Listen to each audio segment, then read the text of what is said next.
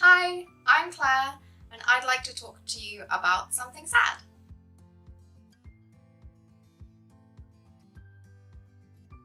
So, firstly, I'd like to say thank you so much for the response. It's not that I didn't think people would be nice, because I have nice friends and family in my life, but I really didn't think so many people would watch it and respond, and it's been really lovely and a little bit overwhelming. So I wanted to talk more on this channel about my sexual assault and my struggles with depression afterwards, because I think you want to hear it, which is really nice. The overwhelming support has been amazing, but also I've had a lot of people, even people I don't know, come forward and say that the same thing happened to them. 1 in 5 people will be sexually assaulted. I mean, that's easy in my flat because there's 5 of us and I know which one it is, it's me. But in general, that's really sad. So I'd like to share with you the way that I cope with feeling like this. I have a few things which I would like to share with you, which I personally do when I feel a bit crap and I don't want to talk about it. So the first thing is I write everything down. I love writing diaries because I love time traveling and I love going back and being like, I wonder what I was like when I was 14. So I often write letters to myself to reopen in the future, and I get to open the first one next year and I'm so excited about it. But I keep diaries occasionally, and this one I've really committed to. So in the beginning, I was really struggling with actual memory loss. It's a side effect of being depressed. I've learnt that you don't retain memory, and I find myself often stuttering and just not being able to get my words out anymore. I think your brain is just busy with the fact that you're really sad. So I often would end a day being just as sad as I was the day before and not knowing when it was going to end.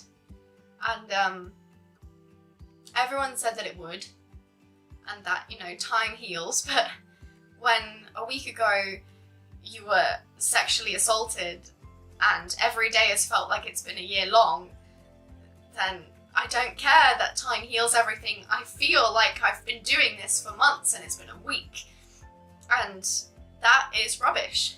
So I had a lovely lady called Maya, who was my victim support worker, suggest that I keep a book, and the only guideline for it was you say how you felt today and how you want to feel tomorrow. And that's it. You can talk about anything as long as you answer those questions. So in the beginning, I speak about how I can't stop hurting myself, about how I don't want to see anybody, that I can't interact with people.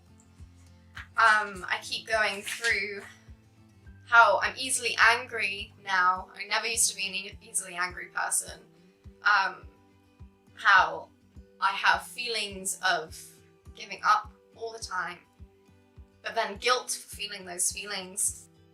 By writing it down here, I actually get a bit better. So I started this diary on the 18th of March, so about 2 weeks after the event. And on the 9th of April, I have my first good day. I cry a lot in this book, and you can tell because I use an ink pen, and it like splodges everywhere from me crying. On a more creative note, anyone who was with me in A-level, I did art, and it was probably the best thing I've done ever. I miss art so much, which is why I sought my degree to include history of art, because I miss it. It's weird because it was a macabre foreshadowing, I guess. My A-level was a lot about consent. When what happened to me happened, and I was alone, I had all of these things that were really angry, and I just started writing them down. I would write them in these one lines, and I would try to turn them into art. I started with this one. They're all on like little scraps of fabric. I say scraps, they're like really carefully cut fabric. And a lot of the way that I did art in A-level was contrasting colours, black and red, and just words, because I think it looks so effective. I love embroidery. I should have said that was the medium of art I was talking about. I thought, you know what, start with what you know, see how it goes. My mum encouraged me to try and make a little patchwork blanket of my angry thoughts to get them out my head. That's kind of how I deal with things. So this is the first one. And it reads, I feel like you stole everything I was proud of in myself. I eat more, I sleep more, and I achieve nothing. I couldn't go to lectures.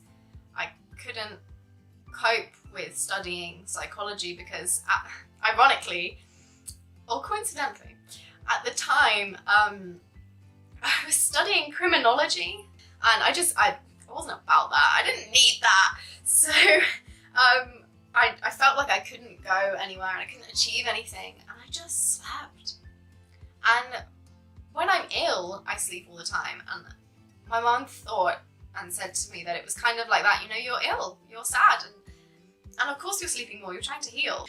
This one I think is probably my favourite, and it says, when you've got a good mood, you feel like grasping onto it tightly. And I just love that, how I've done the hands there, just a little self-promo, that I love it. Love cursive in embroidery, I think it looks really good. And all of my embroidery is done by hand, so I think because it's my handwriting and I'm doing it, it has a really intimate feel. This one I like because it's actually a positive one. And because embroidery takes so long, it's hard to stay in the mindset of being angry and being sad, and it makes you sad because you're thinking about sad things. So that's why I've only got a few of them, because I can't stay in that mindset very long. And this one's a positive one. This one I've not finished yet. I don't think I will, because I'm in a bit better place, which is nice, I guess. This is, I didn't know my body was a room until you invaded it. I've spoken about it a lot. This video, being in the scene of the crime all the time. When someone talks about what happened to you, you're right there. And that's something I didn't think would be so intense, that you can be in exactly the same place, just in your head. So that's all I really have to say to you. Thank you again for all of your support, and it's because of your support that I'm making this video. I really appreciate your suggestions and the fact that you think it's interesting and brave to talk about being sad. And you know, I might not cry in every video because I edit it out, but I definitely feel emotional and I feel very loved and very safe with your response. Hopefully that's helped you, helped me, I've got something off my chest. I'm gonna go make mac and cheese now because I'm starving, and I'll see you in the next video. Bye!